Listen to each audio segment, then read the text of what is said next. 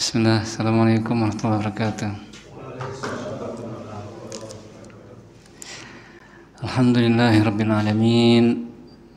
Wabihi nasta'in ala umuri dunya waddin. Wassalatu wassalamu ala asyrafil anbiya'i wal mursalin Nabiyyina Muhammadin wa ala alihi wa ashabihi ajma'in, amma ba'd.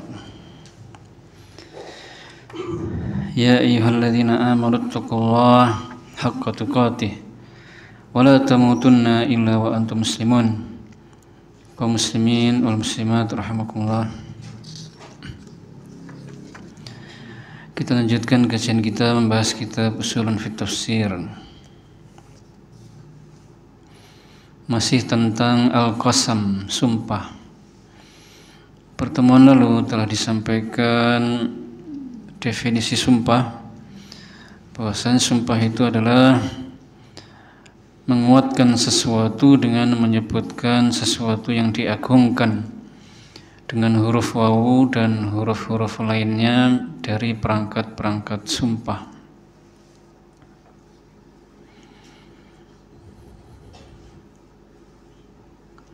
Maka wajib bagi kita untuk bersumpah itu dengan menyebut nama Allah atau nama-nama Allah lainnya, misalnya Wallahi, Warrahmani, Wal Azizi. Karena kalau kita bersumpah itu menyebutkan sesuatu yang diagungkan, tidak boleh menyebut selain nama Allah atau sifat Allah. Karena bersumpah dengan makhluk itu adalah syirik, bisa syirik besar, bisa syirik kecil. Kemudian pertemuan lalu tentang beberapa hukum tentang sumpah, bahwasanya kita tidak sepantasnya banyak bersumpah kecuali kalau sangat membutuhkan atau darurat. Kemudian hendaknya kalau kita bersumpah itu diberi istisna, yaitu ucapan insyaallah atau biiznillah.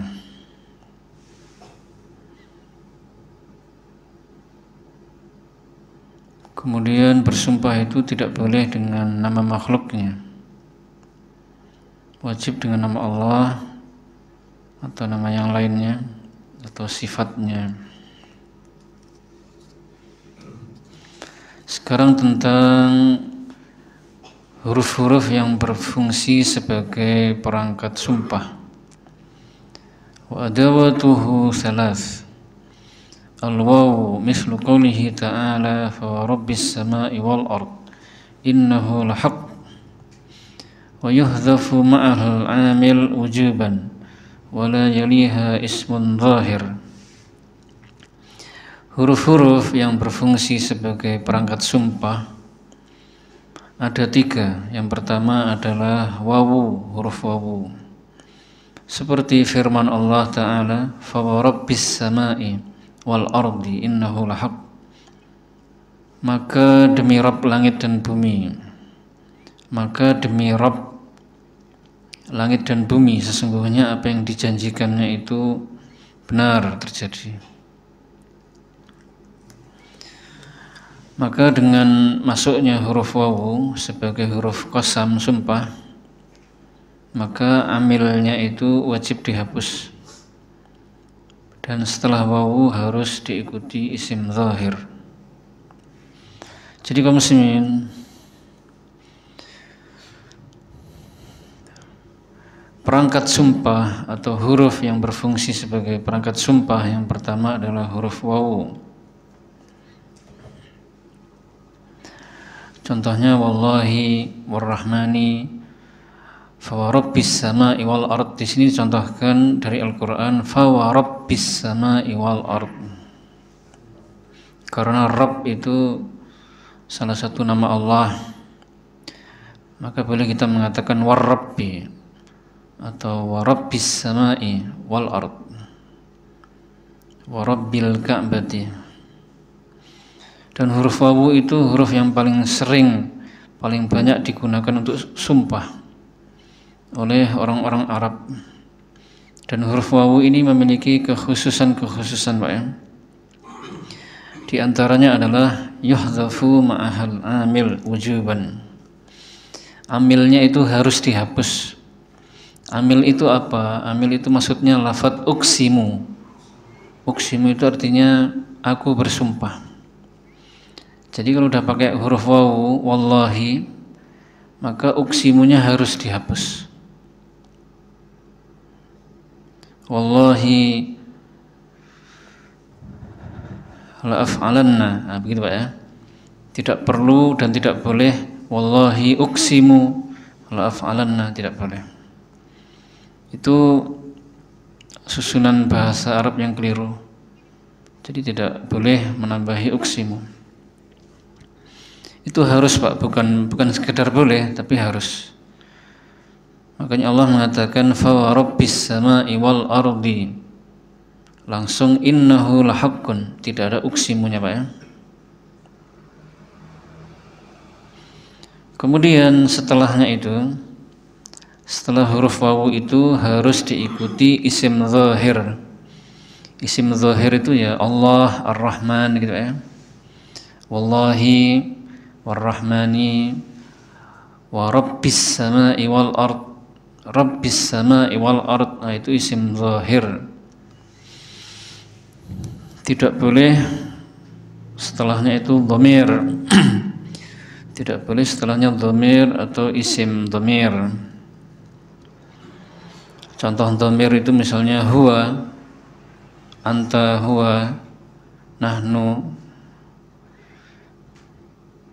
Maka tidak boleh seseorang bersumpah wahuwa misalnya.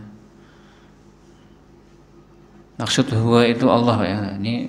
Ini keliru.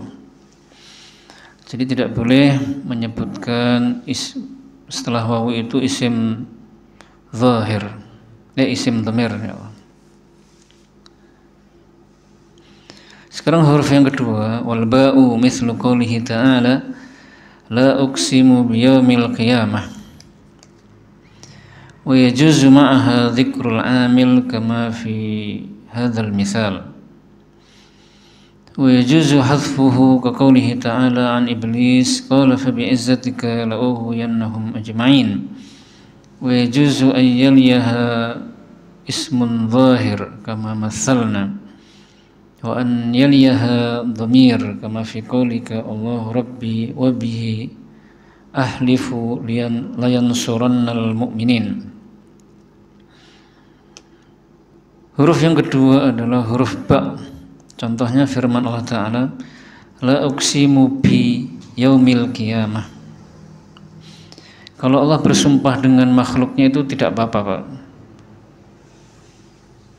Allah bersumpah dengan makhluknya yang ia kehendaki, terserah dia, tidak masalah, tidak berdosa. Karena dia adalah Rabbul Alamin. Kalau hambanya wajib bersumpah dengan nama Allah, dengan nama-namanya atau sifat-sifatnya.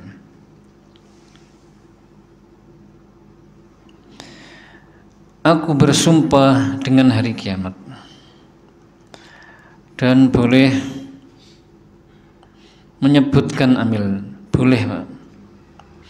Sebagaimana disebutkan dalam contoh tadi.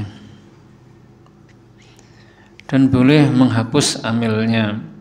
Seperti firman Allah Ta'ala tentang iblis, qala fa bi'izzatika la ughwiyannahum ajma'in.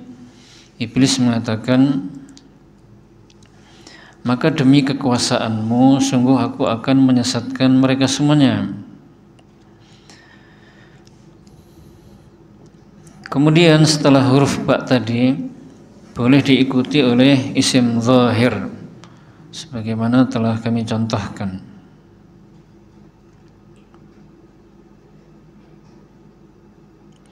Dan boleh juga diikuti oleh isim dhamir. Waalaikumsalam warahmatullahi wabarakatuh.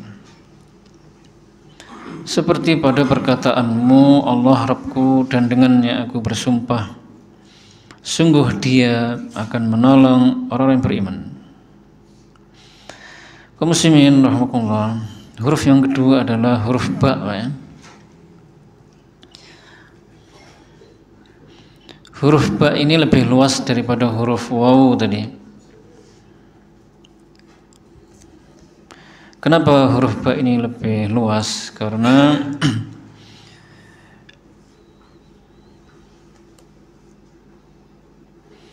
amilnya itu boleh disebutkan. Lafadz uksimunya itu boleh disebutkan.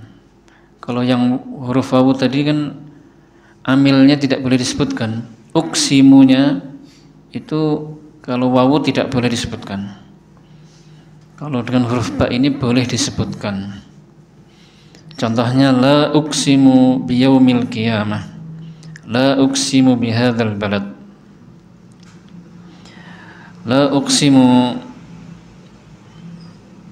biyaumil qiyamah fala uksimu bima tubsirun. Uksimunya disebutkan Pak ya, boleh. Dan boleh juga amilnya itu dihapus, uksimunya itu dihapus.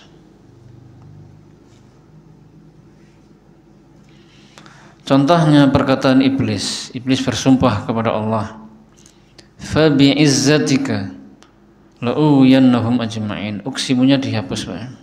Boleh. Bi'izzatika.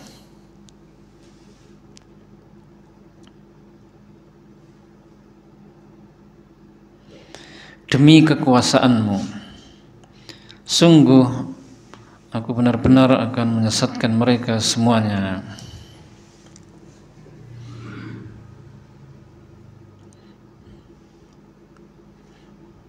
Billahi, misalnya billahi apa? Billahi lataf'alanna. Jadi boleh menyebutkan uksimunya atau boleh menghapusnya. Dua-duanya boleh Pak ya. Berarti lebih luas dari huruf wawu. Kalau huruf wawu, uksimunya itu aku bersumpahnya itu harus dihapus, tidak boleh disebut. Kemudian kekhususan lainnya adalah bahwasanya bersumpah dengan huruf ba ini boleh setelah huruf ba itu isim zahir.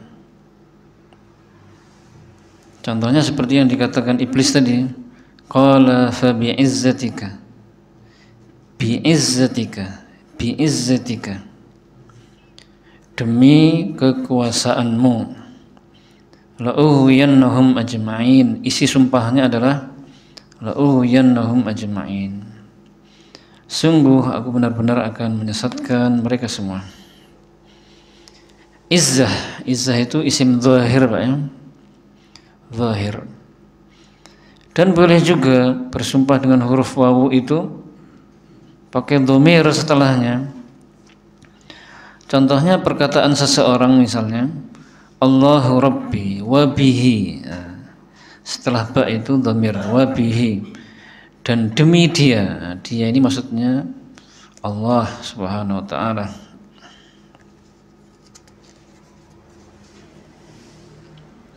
Begitu saja Pak ya, tidak terlalu panjang-panjang Pak ya. Gimana Pak? Ya ini pelajaran bahasa Arab ini. Tidak apa-apa Pak. Nah, ini yang terakhir. Tapi setelah yang terakhir ini sepertinya lebih agak aneh lagi ini. Konsentrasi. Butuh konsentrasi. Yang ketiga adalah watta. Mislu qoulihi ta'ala, tallahi latus'alunna amma kuntum taftarun wa yuhdhafu ma'ahal amilu wujuban wa la yaliha illa ismullah aw rabb. Mislu tarabbil ka'bah law hajjanna insyaallah. Huruf yang ketiga adalah huruf ta. Contohnya firman Allah Ta'ala, tallahi latus'alunna amma kuntum taftarun.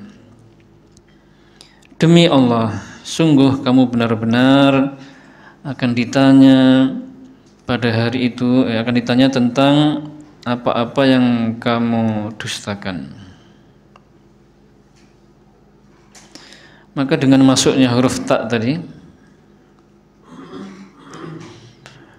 amilnya itu harus dihapus dan tidak bisa diikuti sesudahnya kecuali nama Allah atau Rabb.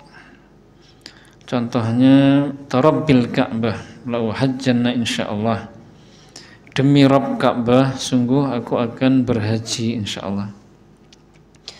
Jadi huruf sumpah yang ketiga adalah huruf ta. Contohnya tallahi gitu ya. Kalau dari ayat di sini surah An-Nahl, tallahi latus'alunna amma kuntum taftarun. Amilnya itu harus dihapus, wajib dihapus. Uksimunya maksudnya. Jadi tidak perlu tallahi uksimu latus'alunna. Uksimunya itu wajib dihapus. Jadi cukup tallahi latus'alunna amma kuntum taftarun. Jadi huruf ta ini huruf sumpah yang paling sempit dibandingkan huruf wawu dan huruf apa tadi, ba. Tambahannya lagi keistimewaannya yang dia itu paling sempit, Pak ya. Setelah huruf ta itu setelah huruf ta itu tidak boleh kecuali hanya dua nama, Allah dan Rabb saja. Jadi misalnya kita bersumpah kepada orang lain dengan huruf ta ini, pilihannya ya salah satu dari dua ini, tallahi, tarrabbi, tidak boleh tarrahmani, tidak boleh, tal-azizi, tidak boleh.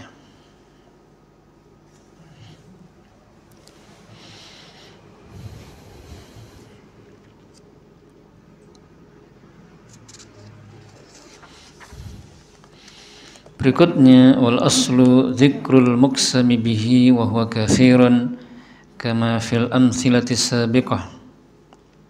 Pada dasarnya kebanyakan muqsam bihi itu adalah sesuatu yang dijadikan dasar sumpah.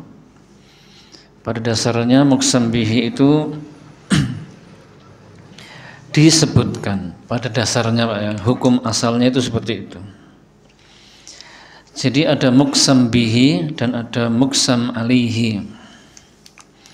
Kalau muqsam bihi itu sesuatu yang dijadikan dasar atau landasan sumpah. Berarti Allah Ar-Rahman, Al-Aziz misalnya, Al-Ghaffar.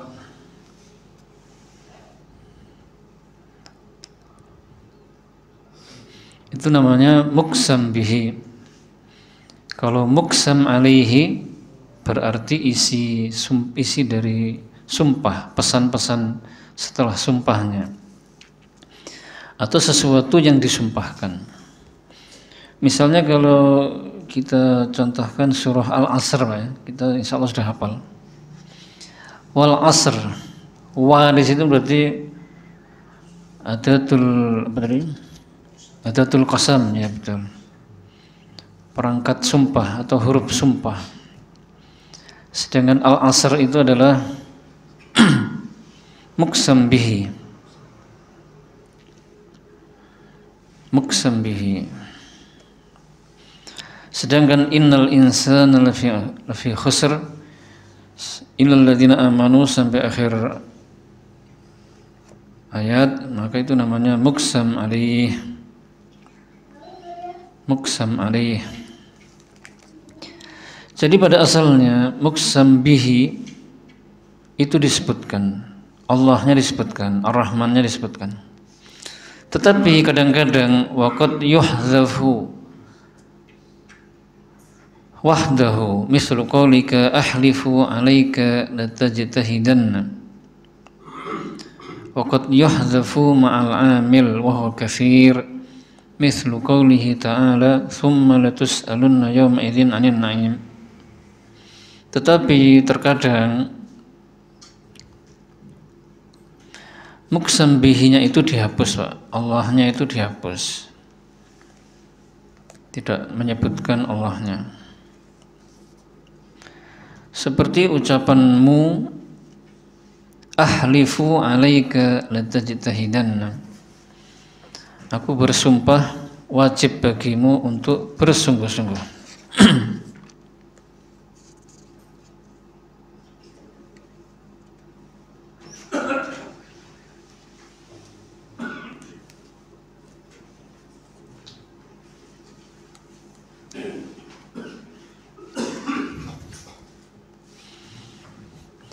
Jadi di sini tidak perlu menyebut Allahnya, Pak ya. Tidak perlu ahlifu wallahi. Jadi bisa seperti itu dalam bahasa Arab. Terkadang dihapus dua-duanya, muqsam bihinya dihapus, amilnya juga dihapus. Kalau yang pertama tadi muqsam bihinya dihapus, kalau amilnya disebutkan ahlifu itu sama dengan uksimu, Pak ya. Maknanya sama. Uksimu, ahlifu artinya aku bersumpah. Jadi boleh dihapus muqsam bihinya. Kalau yang contoh di bawahnya ini dihapus muqsam bihinya, Allahnya dihapus, dan amilnya juga dihapus. Amil itu uksimu tadi atau ahlifu dihapus. Contohnya ayat summa latus'alunna yawma idzin 'anil na'im.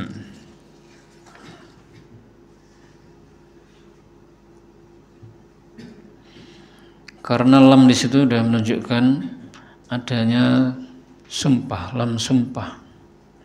Yang maknanya itu sudah ada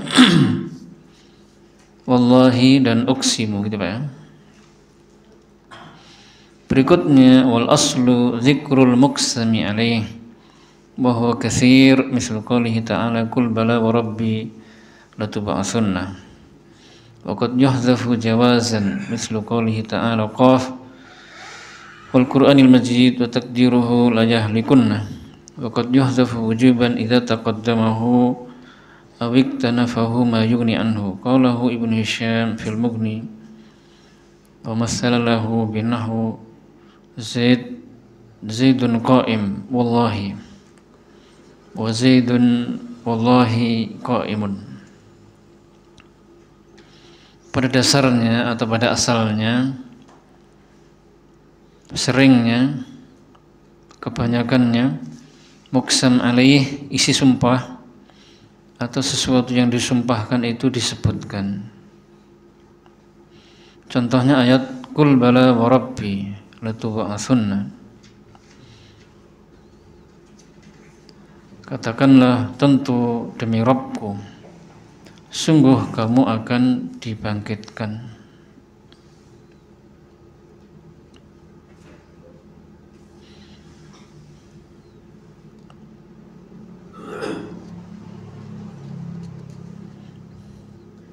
Tetapi kadang-kadang muqsam alaihi isi sumpahnya itu Pak, sesuatu yang disumpahkan itu dihapus. Contohnya firman Allah Ta'ala qaf, demi Al-Quran yang mulia.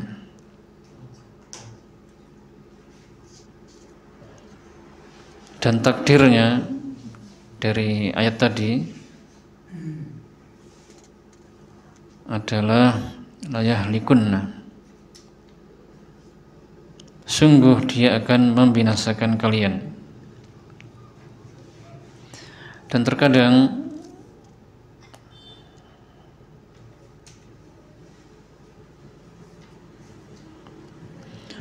wajib dihapus apabila didahului oleh faktor-faktor yang membolehkannya. Contohnya dalam kaidah nahwu, Zaid sedang berdiri wallahi, dan Zaid wallahi sedang berdiri gitu ya.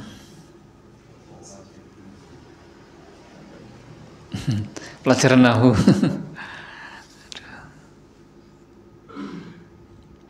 Jadi pada asalnya Pak, pada dasarnya muqsam alaihi itu selalu disebut, sering, selalu di mana-mana itu disebut, kebanyakannya begitu. Contohnya muqsam alaihi tadi kalau dalam surah Al-Asr Pak ya, innal insana lafi khusr sampai akhir ayat, sampai wa tawassaw bil haqqi wa tawassaw bis sabr. Tapi kadang-kadang Pak, isi sumpahnya itu atau sesuatu yang disumpahkan itu dihapus. Tapi walaupun dihapus itu ada maknanya, itu ada gitu loh Pak.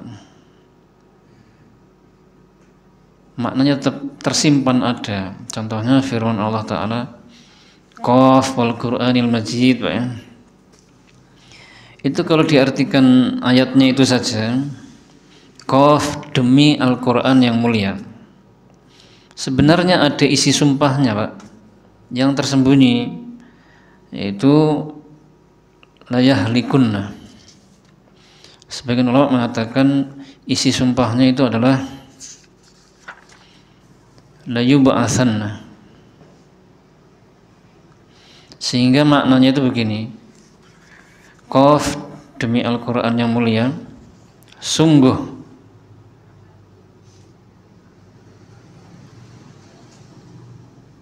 mereka akan dibangkitkan, nah, gitu loh, Pak, pada hari kiamat.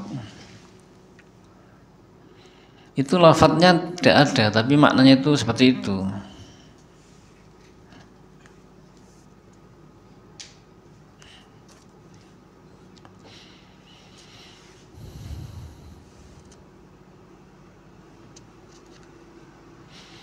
Karena konteks ayatnya itu berbicara tentang hari kiamat dan orang-orang kafir mengingkari adanya hari kiamat. Jadi Rasulullah SAW itu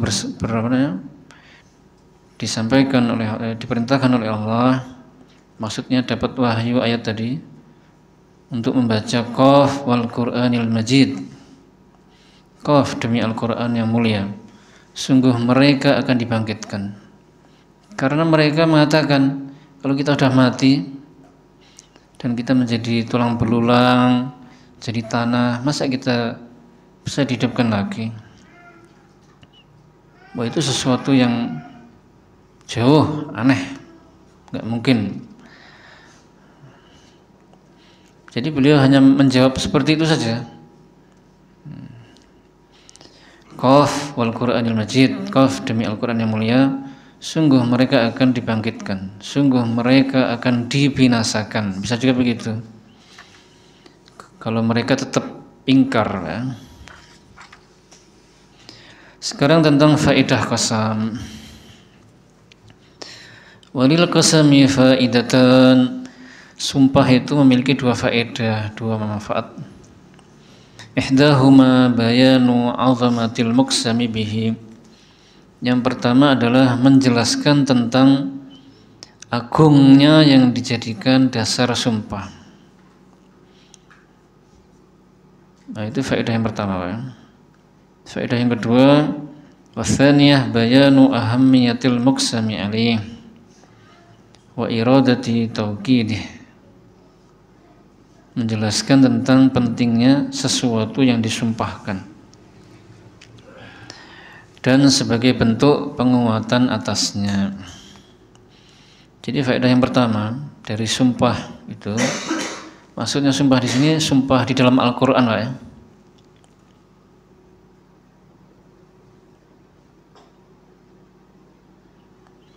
Dan sumpah-sumpah yang lainnya hendaknya mengikuti, yaitu menjelaskan agungnya yang dijadikan dasar sumpah. Misalnya wallahi, berarti menjelaskan agungnya Allah. War-Rahman, menjelaskan tentang agungnya muqsam bihi, yaitu Ar-Rahman, Allah, yaitu Allah Subhanahu wa ta'ala. Maka kita tidak boleh bersumpah dengan selain nama Allah.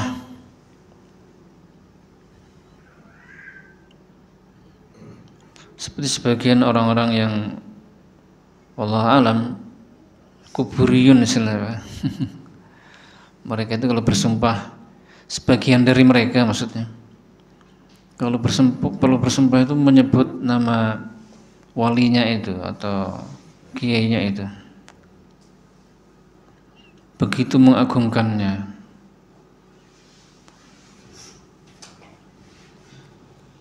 Tapi saya tidak memberikan contoh ceritanya, Pak.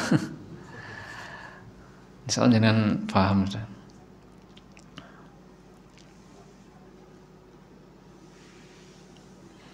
Wal asr, demi masa, demi waktu. Ini menunjukkan agungnya waktu. Tapi yang boleh bersumpah demi waktu Allah, Pak, ya. Maksudnya Allah itu mengagungkan waktu itu. Waktu itu sangat penting, harus diperhatikan, harus digunakan sebaik-baiknya, misalnya begitu. wan nazi'ati gharqa, demi malaikat yang mencabut nyawa dengan gharqa. Apa gharqa itu? Berarti menunjukkan agungnya malaikat. Wal 'adiyati dhabha, apa artinya ya? Demi kuda yang berlari dengan kencang.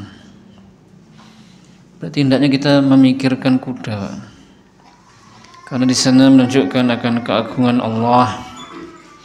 Faedah yang kedua adalah menjelaskan tentang pentingnya sesuatu yang disumpahkan. Karena kalau Allah bersumpah, Pak, mesti isinya itu penting. Wal asri, isinya penting sekali. Meskipun semuanya penting, tapi menunjukkan begitu pentingnya. Wasyamsi wadduhaha wal qamari idza talaha wan nahari idza jallaha wal laili idza yaghshaha was samai wa ma banaha wal ardi wa ma tahaha wa nafsi wa ma sawaha. Berapa sumpah itu? Berarti sampai banyak, Pak ya. Isinya penting, berarti kita harus memperhatikannya. Kemudian walidza la yahsinul qasam illa fil ahwalit taliyah, tidak tepat bersumpah kecuali dalam keadaan-keadaan berikut. Al-ula ayyakunal muqsamu alaihi dza ahammiyah, hendaknya sesuatu yang disumpahkan itu adalah hal yang sangat penting. Kalau tidak penting ngapain bersumpah, Pak ya? Tidak boleh, Pak ya. Seperti yang telah saya sampaikan tadi, tidak boleh banyak bersumpah. Bersumpah itu kalau darurat atau sangat membutuhkan, berarti ya penting, isinya itu ya harus penting sekali. Yang kedua, atsaniyah ayyakunal mukhatab mutaraddidan fi sya'nih, adanya keraguan dari orang yang diajak bicara.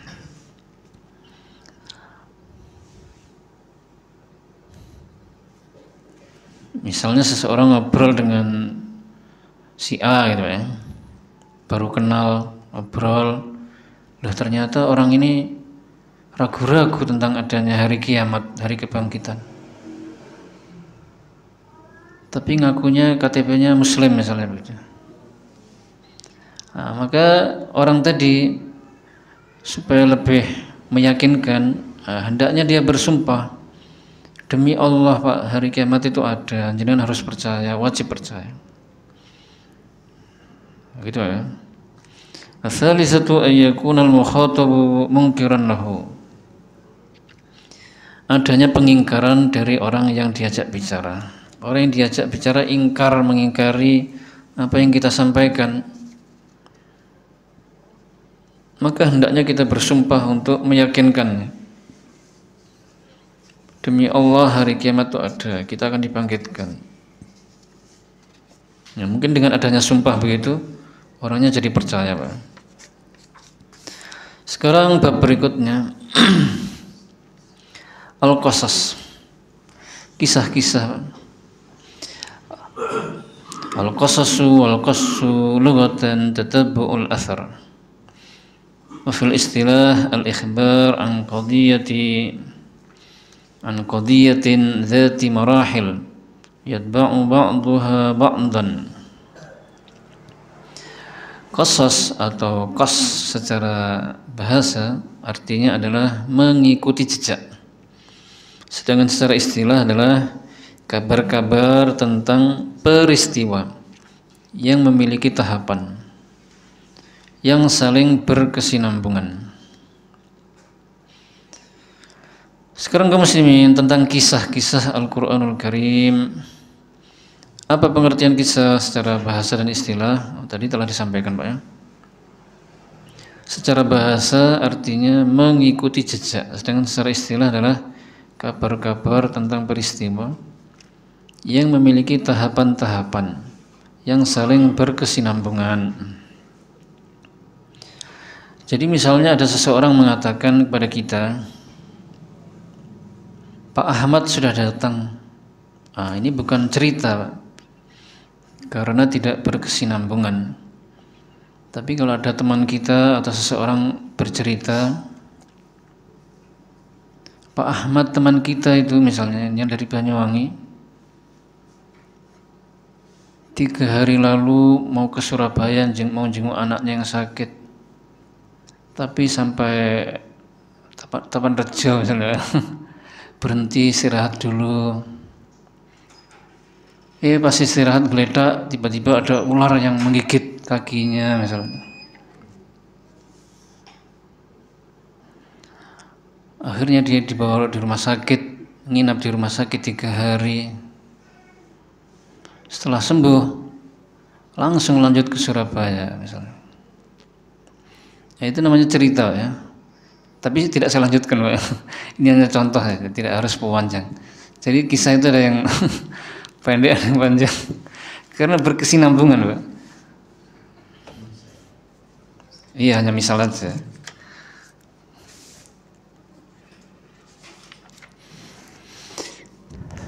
Wa qasasul Qur'an asdaqul qasas. Liqoulihi ta'ala, "Wa man asdaqu minallahi haditsan." Wa dzalika litamami mutabaqati halil waqi'.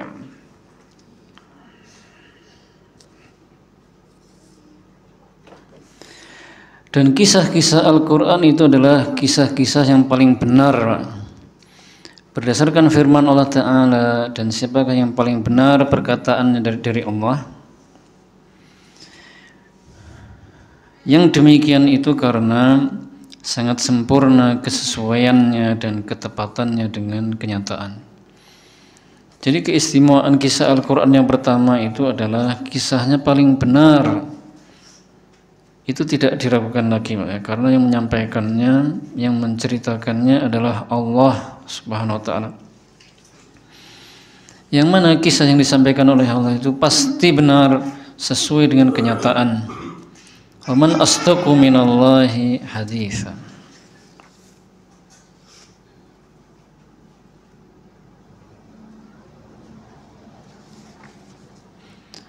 Kalau yang menyampaikan orang lain, maksudnya selain Rasulullah ya. Kalau yang disampaikan oleh Rasulullah juga pasti benar, asalkan memang beliau benar-benar beliau yang menyampaikannya. Tapi kalau yang selain dari Allah dan Rasulnya, kemungkinan bisa jadi benar ceritanya itu, bisa jadi bohong ya. Apalagi kalau yang menyampaikannya itu misalnya siapa pembohong, waduh sudah.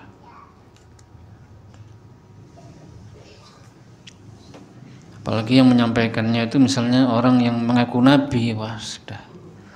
Ceritanya jangan dipercaya sudah. Banyak bohongnya sudah.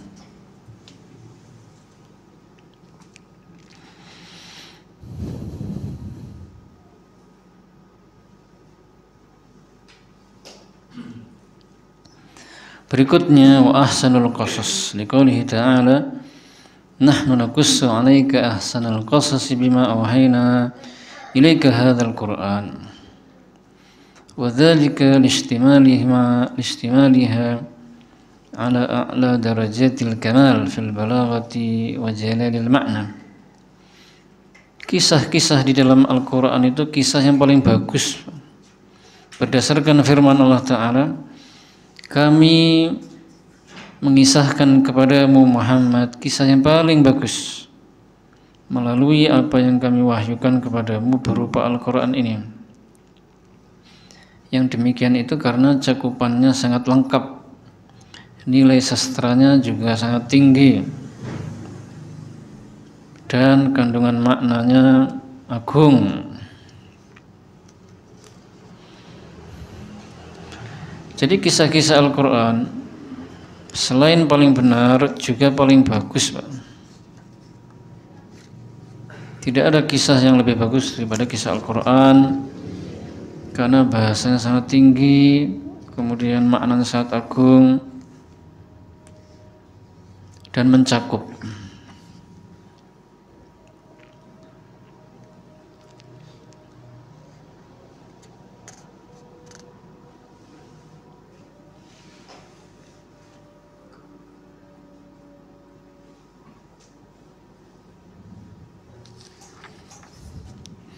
Yang terakhir Pak.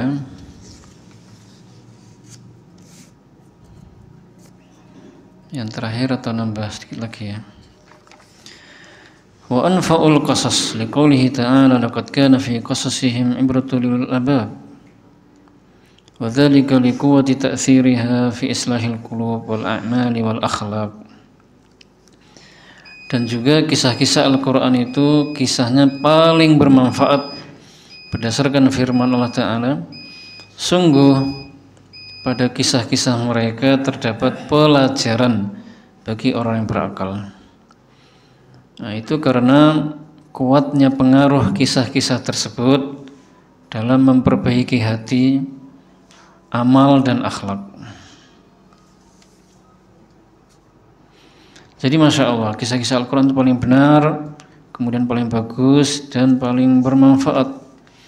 Paling bermanfaat untuk memperbaiki hati, memperbaiki amal, perbuatan dan akhlak.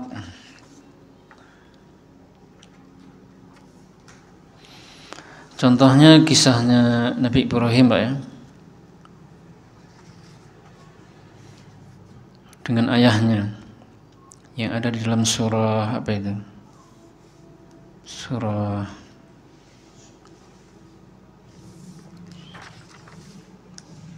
Maryam.